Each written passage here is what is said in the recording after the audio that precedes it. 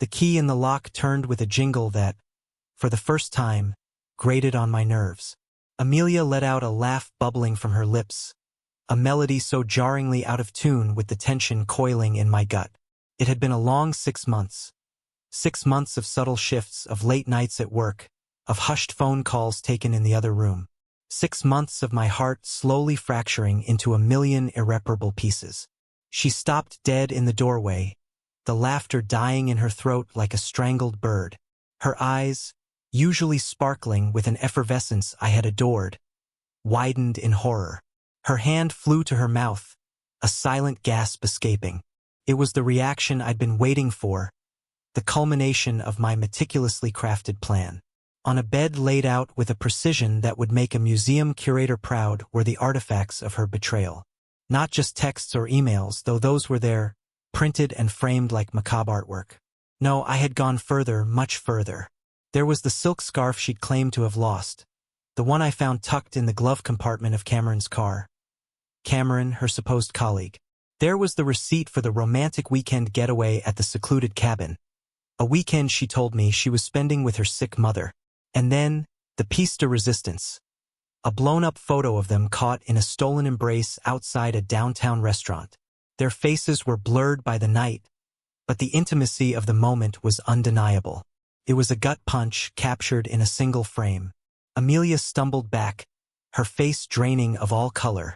"John, I can explain." "Explain what, Amelia?" My voice was surprisingly calm, a stark contrast to the tempest raging within me. "Explain how you looked me in the eyes every morning and lied? Explain how you systematically dismantled our marriage, brick by agonizing brick." She opened her mouth to speak, but no words came out. She looked like a trapped animal, desperate for an escape route that didn't exist. This was the moment I had been fantasizing about for weeks, the moment where the power shifted, where the deceiver became the deceived. "Where is he, Amelia?" My voice hardened, the calm facade cracking. "Where's Cameron?" She shook her head, tears finally spilling down her cheeks. "He's at work." A bitter laugh escaped my lips. "Work? Ha, interesting, because I just spoke with his wife, Amelia. Apparently he called in sick today. Funny how these things coincide, isn't it?" Amelia's eyes widened further.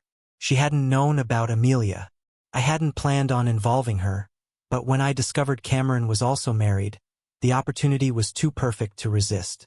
Misery loves company, they say. I pulled out my phone and dialed a number. "Cameron," I said when he answered, my voice laced with ice. "I think you need to come home. There's something I need to show you."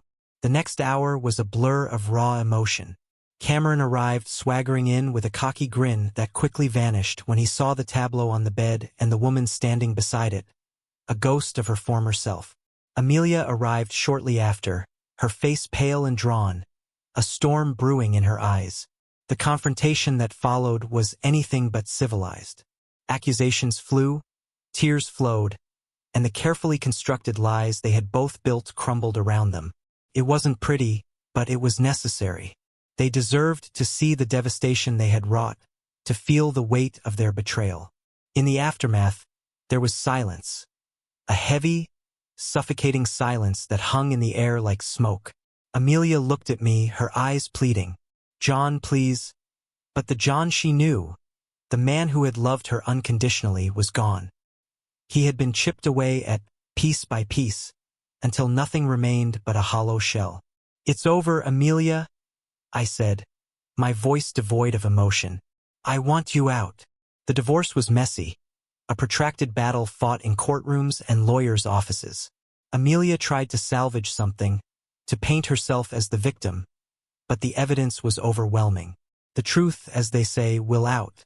Cameron and Amelia's marriage fared no better. Their implosion was spectacular, a fiery crash that left both of them scorched. I felt no satisfaction in their pain, only a weary resignation. Their destruction wouldn't rebuild my life, wouldn't mend the cracks in my heart. Months turned into years. I sold the house, the scene of so much happiness and so much heartbreak, and started over in a new city. The pain faded, the memories faded, replaced by a quiet acceptance. I learned to live with the ghost of what had been, to find solace in the present, and to look towards the future with a cautious optimism. One day, years later, I was at a coffee shop, lost in a book, when I heard a familiar laugh. I looked up and saw Amelia across the room. She was older, lines etched around her eyes, a sadness lingering in her smile. Our eyes met, and for a brief moment, we were transported back to that day, to the bedroom, to the artifacts of her betrayal. She looked away quickly, shame flickering in her eyes. I closed my book, a small smile playing on my lips. The anger was gone, replaced by a strange sense of peace. I had survived. I had rebuilt. And that, in the end, was the most satisfying revenge of all. I left the coffee shop, stepping back into the sunlight, leaving the ghost of Emilia and the wreckage of our past behind me. I was finally free.